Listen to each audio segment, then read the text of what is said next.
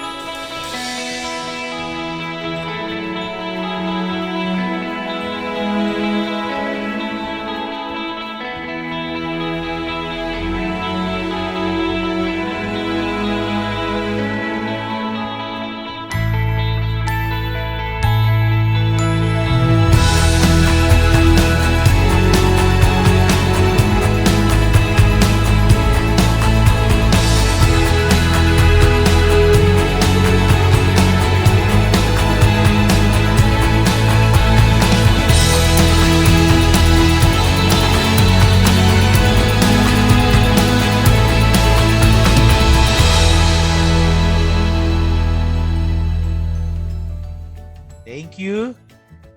Please subscribe to my channel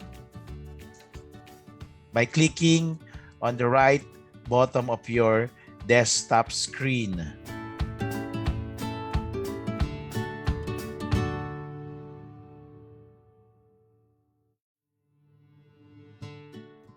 Moving on, in doing research, you have to think of a research problem. Here, you have to identify your problem, formulate a problem, and the types of research problem.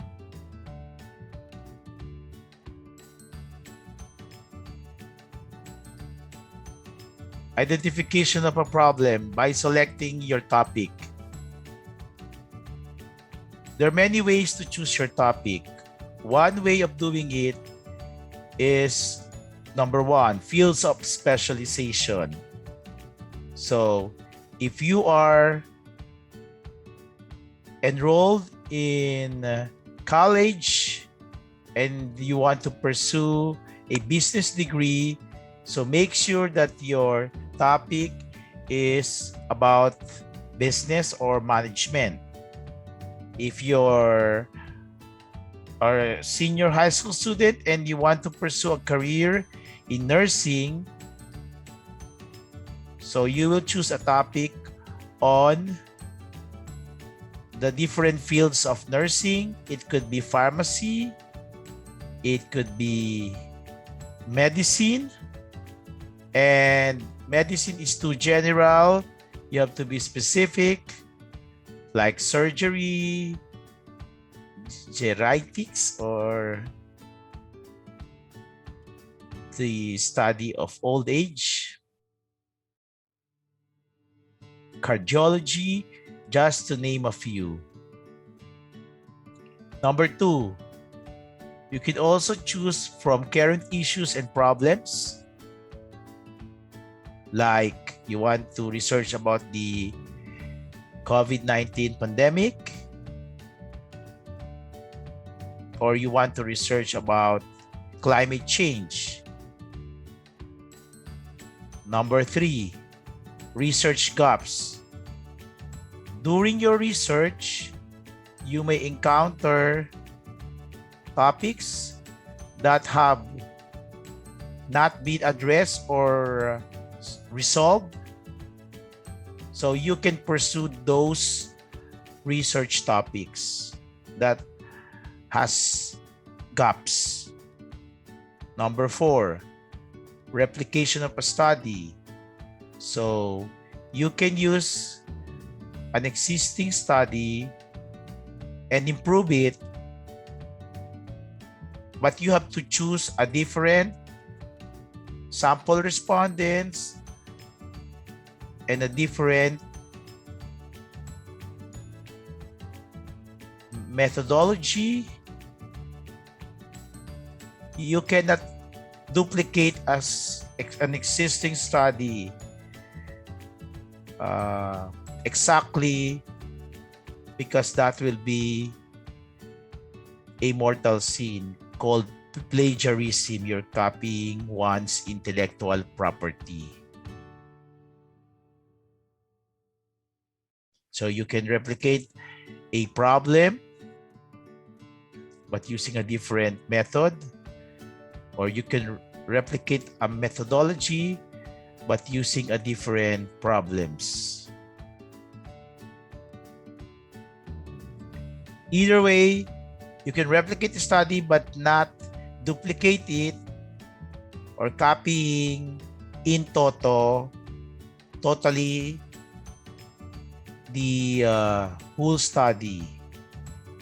You can apply the problems and the hypotheses and test them to a different subjects, to a different sample respondents, to a different time and setting.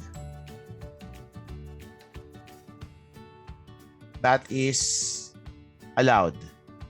Number 5, recommendations for future research.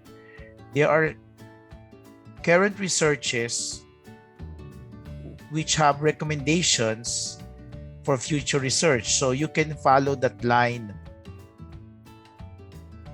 and choose that topic for your research.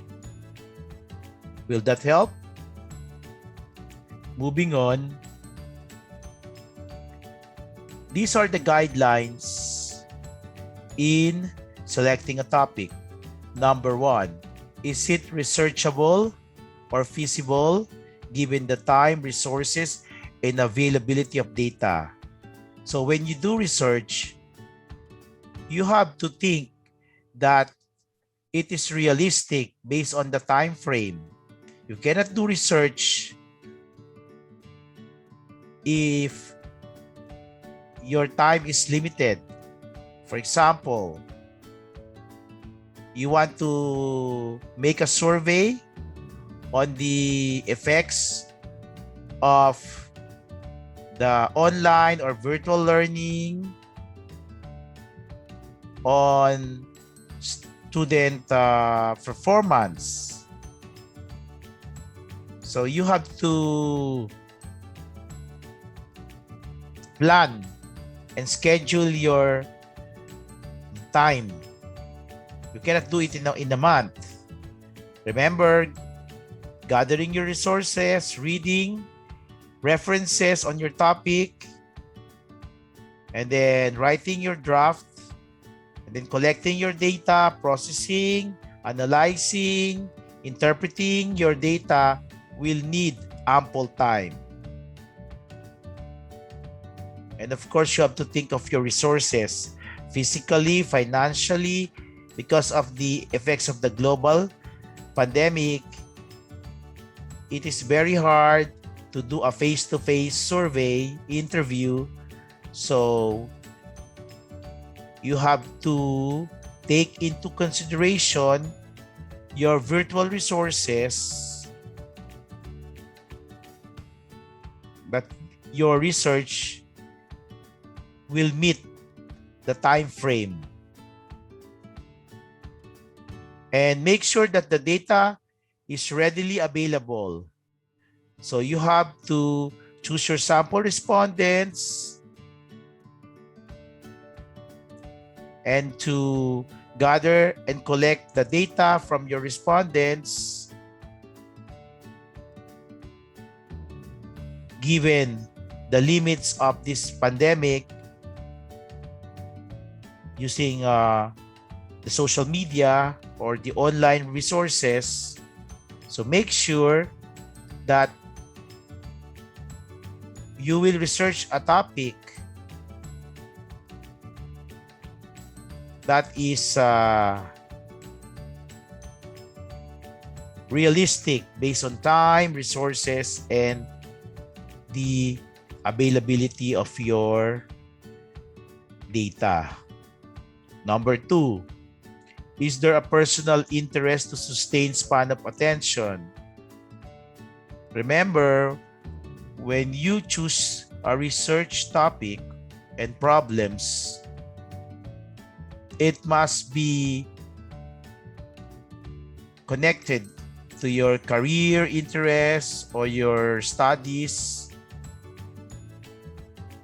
It should not be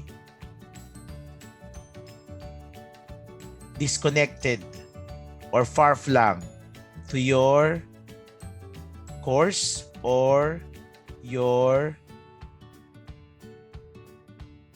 professional, career, or personal interests.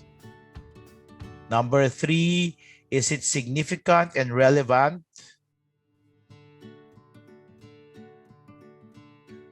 to what you're doing? So if you are business students, make sure it's about a topic that is interesting on business. So if you are nursing students, make sure it is relevant and interesting in the field of nursing.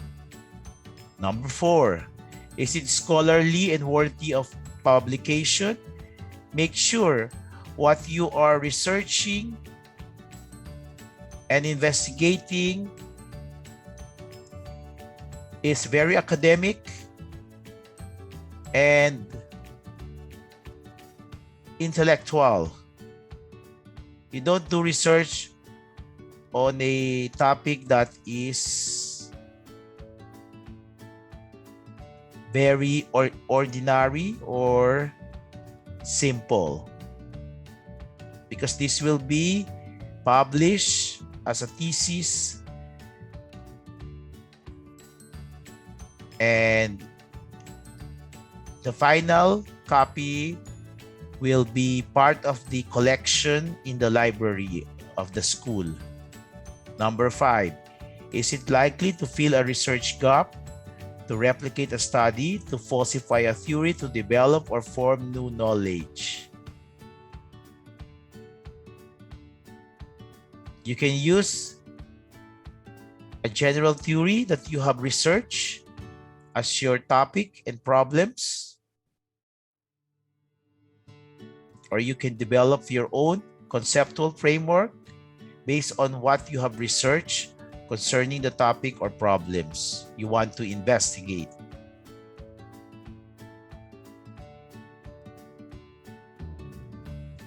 Number 6, is it compatible with career development and advancement?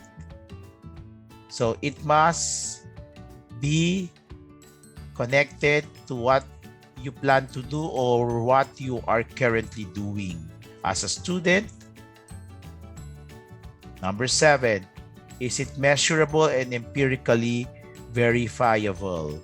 So make sure your topic and the variables in your problems can be easily measured and empirically tested using statistics. Later on, we will have our example on how to do about your research.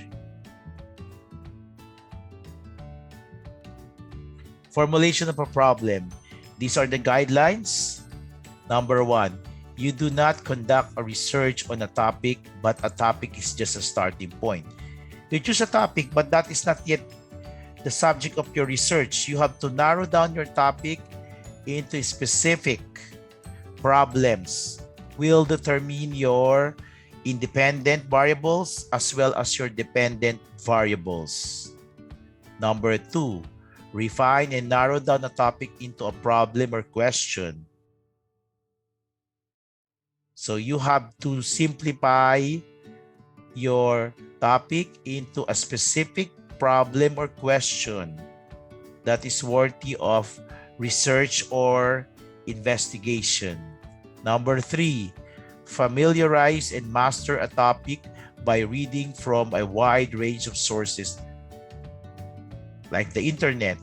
So you have to read a lot of books, periodicals in the library or in the internet. Make sure that these are scholarly books published materials, and from there on, you can narrow down your topic into specific problems and questions.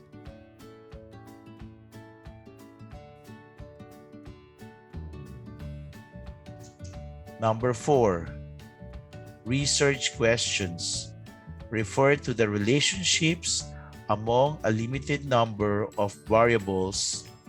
So identify the variables and specify the relationships among them. So when you write down your problem statement, there are variables there, your independent and dependent variables, and there's a cause and effect relationship between them. So make sure they are clearly specified and defined based on your review of related literature. Moving on, these are the techniques for narrowing a topic into a research question. Number 1, examine the literature, like periodicals, books, journals, and multimedia resources like the internet.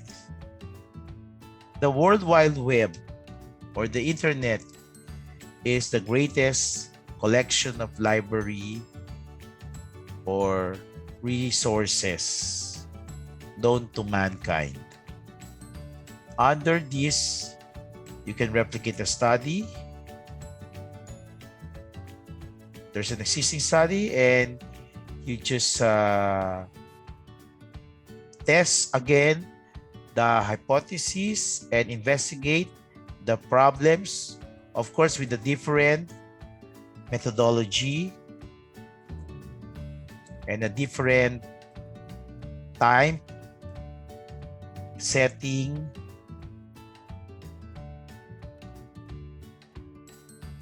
Letter B, explore unexpected findings of the study. So when you read references, along the way you will encounter unexpected findings of the study that the researchers wish to explore. So you can use these findings for further research. Letter C, heed recommendations for future research. So in chapter 5 of the thesis, there is a section on recommendations. So the researchers can recommend topics, problems for future research. You may use them. Letter D, extend a theory to a new topic or setting. So there is a general theory by an authority,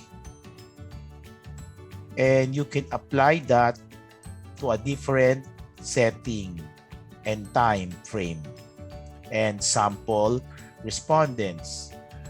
For example, there is an existing theory on voters' choice in the United States.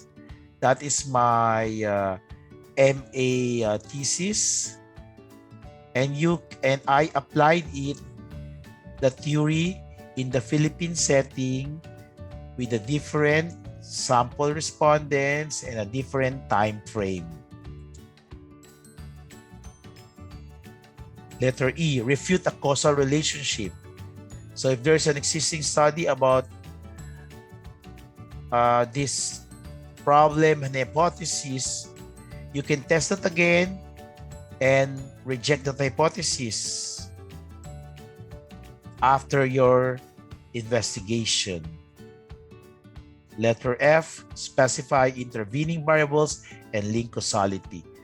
So you may use other research variables under the scope and the limitation of the study of an existing study, and the study did not use these variables because they want only to focus on the other variables, so you can use the other variables or intervening variables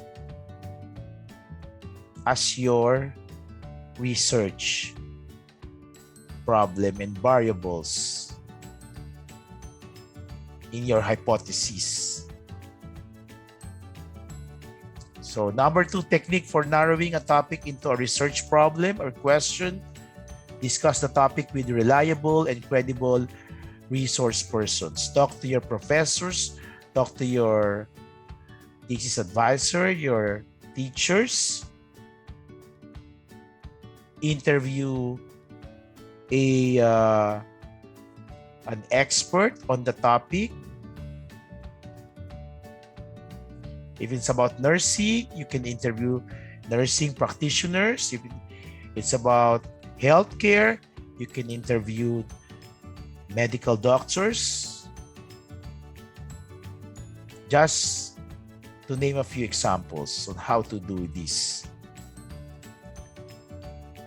Number 3, apply the topic to a specific context. So, in our example, it was applied in 2009. Graduates of the College of Nursing at University of Makati. So that is specific already. Number 4, define the aim or desired outcome of the study. So A, whether it is an exploratory, explanatory, or descriptive study.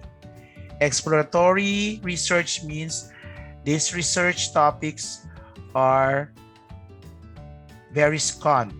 They are lacking. These are new and need to be explored more. Explanatory research is more of you want to explain causal relationship, the questions of why and how, and descriptive research is about the basic questions of who, what, when, where. And I recommend for beginning researchers to use a descriptive method of research like survey and using Likert scales from a scale of 1 to 5 to measure their independent and dependent variables.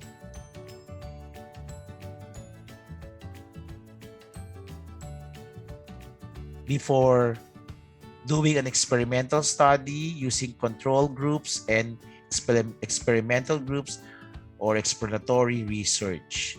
Letter B, whether it is applied or practical solutions or basic research towards theory building. So it depends on your purpose of your research. As beginning researchers, I recommend you do basic research or theory building. Moving on. So how do you state your research questions?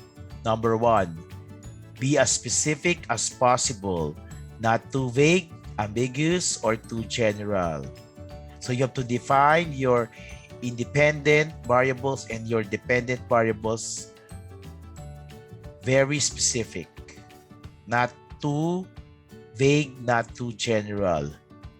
So in our example, the researchers specify their problems, what are the levels or intensity of psychosocial stress and the physiological symptoms of stress. So that's very specific. Number 2, raise a question that is ethically neutral, not empirically testable. What does this mean? You do not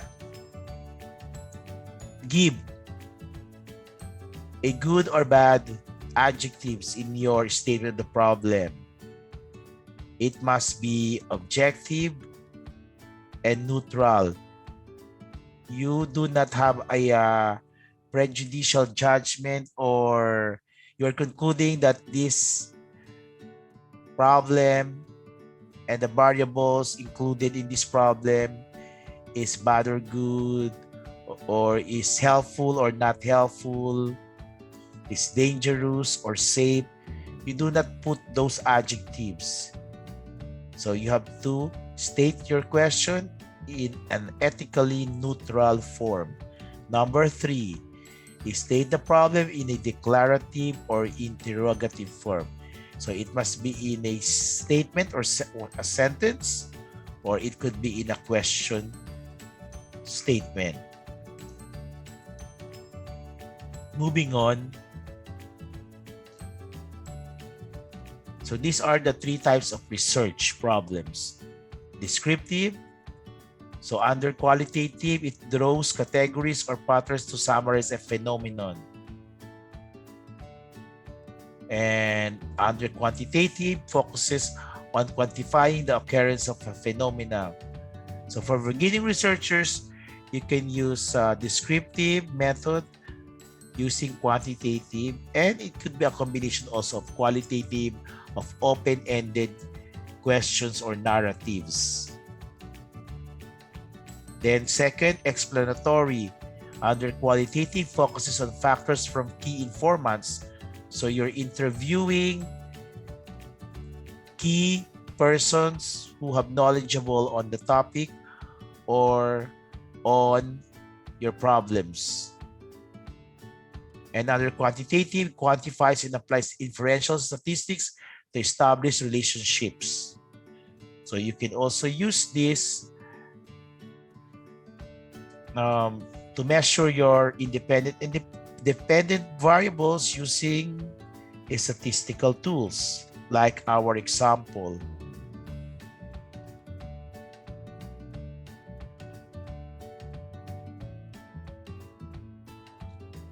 Usually, this is a higher level of statistics or advanced statistics, like using inferential statistics like chi-square. So you want to ask the question, how does this independent variable affect the dependent variable? For example, does the demographic profile of age or sex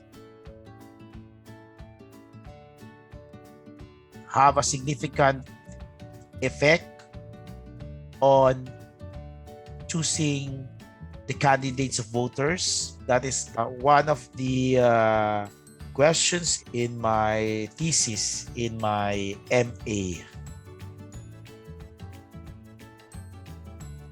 Exploratory looks into uncharted areas under qualitative, and under quantitative develops applied techniques for future research.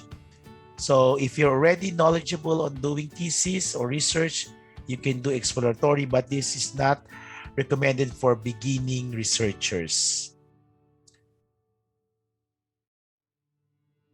Moving on, theoretical and conceptual framework. What is a theory? It is a system of logically interconnected abstractions or ideas, constructs or concepts, and propositions that condenses and organizes knowledge about the empirical world. So this is nosebleed. In simple terms, a theory has variables, an independent and dependent variables, a cause and effect relationship, and they are logically interconnected, and it abstracts and conceptualizes the reality of the world into a simple and in a simplified manner that is understandable to individuals and ordinary citizens. And society or community at large. What are the functions of a theory?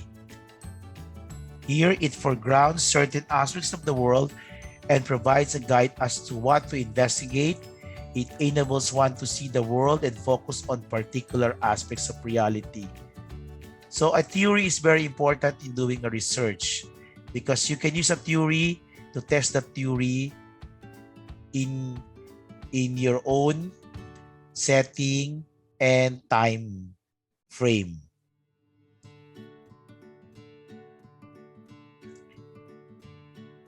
Next, it acts as useful filing system, a framework within which to place observations of reality. So it organizes knowledge so that society can understand and can simplify the realities they observe and see. Next, it enables patterns of ideas to develop. Theories are usually stated in a relatively abstract way, which condenses and systematizes experience, allowing us to make some coherent, simple sense of multiple bits of information.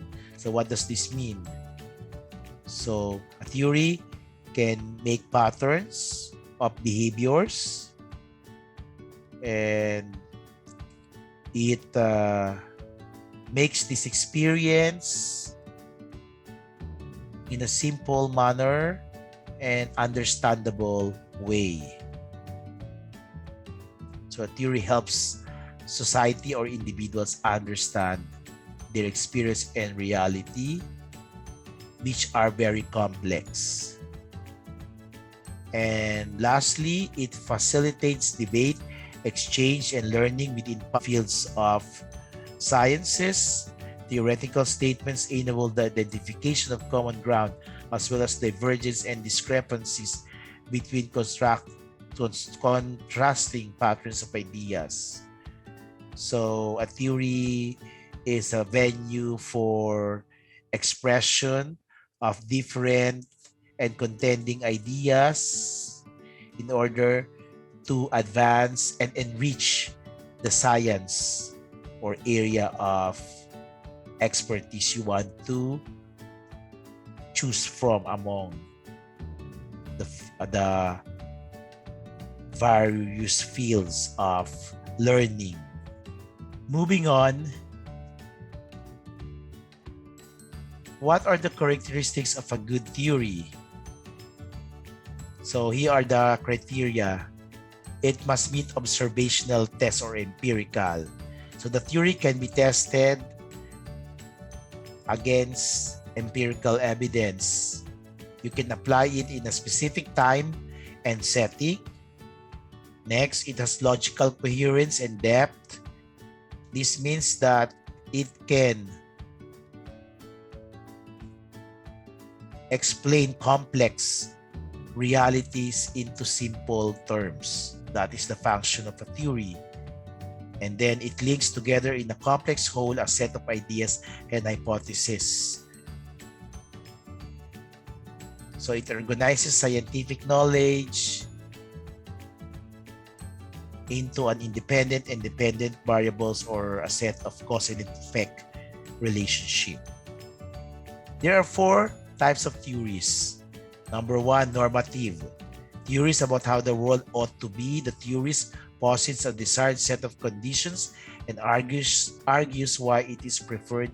It is concerned with the bearing of promoting of norms in the sense of values. So normative meaning what is right. From the word norm. Number 2, descriptive. Theories that concern with building an explanation based on the facts. It is concerned with establishing causal relationships, what factors account for the phenomenon to be explained. So this is the kind of research that in our example and for beginning researchers like you. Number 3, evaluative. Theories that assess a given condition by reference to a set of concepts and values. So this is evaluating and assessing types or conditions that you can observe.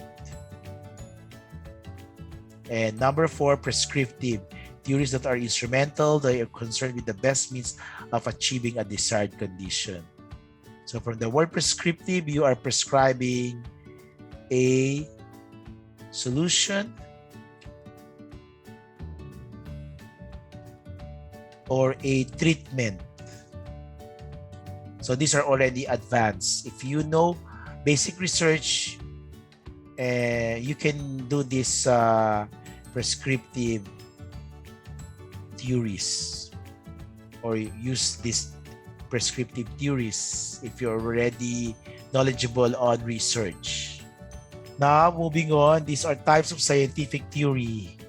There are two. Nomothetic explanation, most important factors relevant to the dependent variable. So those are nomothetic explanation. It's focused on the dependent variables, and idiographic explanation exhausts all possible factors to lead towards the dependent variable. So it is exhaustive. It will use every possible factors or causes that lead to the dependent variable. So the nomothetic explanation is only the most important or significant causes or factors leading to the dependent variable. Remember, the dependent variable is the effect, and the factors are the causes. While the idiographic, you have to exhaust everything. So it is very extensive, while the nomothetic is very intensive because it's the most important or significant factors. Now, what is a theoretical framework? It demonstrates the relationship of the problem to past researches and shows the theoretical basis and logic behind the variables included in the research in the quest to answer the research problem. So, I told you, you can use a theoretical framework by an authority and apply it to your research and use that as your research problem. There's already an existing theory by an authority or an author of a book, and you just apply it to a different setting and time frame. And you can modify the theory based on the realities and conditions that you will apply it in your particular setting and time frame. So you can copy exactly the whole theoretical framework, or you can just use some variables in the theoretical framework you're using and apply it in your research.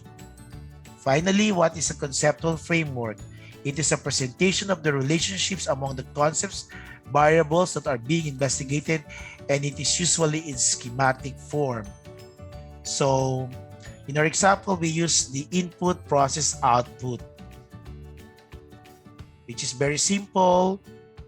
I recommend it for beginning researchers like you. So our theoretical and conceptual framework can look like this using these boxes. You can use arrows or different shapes, and you have to explain the shapes and the arrows because there are different meanings of arrows and different shapes. Okay, there will be another part of our lecture series on how to do a research.